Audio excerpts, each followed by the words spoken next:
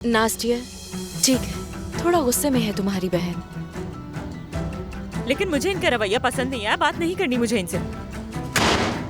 नहीं तो मैं गुस्से में बिल्कुल भी नहीं हूँ, मगर हमारे बीच में जब कोई आता है तो मुझे गुस्सा जरूर आ जाता है। निसान डियर, बस मैंने देखा कि तुम दोनों लड़ रही हो तो खामोश करवाने की कोशिश की। ठीक है, मगर इसकी जरूरत क्या थी? और मैं आपको एक सीधी सी बात बता दूं, हमारी माँ बनने की कोशिश मत करना। निसान, तुम किस तरह से बात कर रही हो? होश में आओ जरा। Nissan, Nissan. फारूक साहब,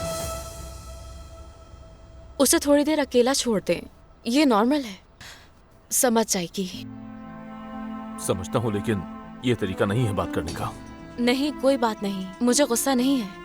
जो कुछ भी उस पर गुजरा है, उसे अपना गुस्सा किसी पर तो उतारना था ना, तो वो मैं थी।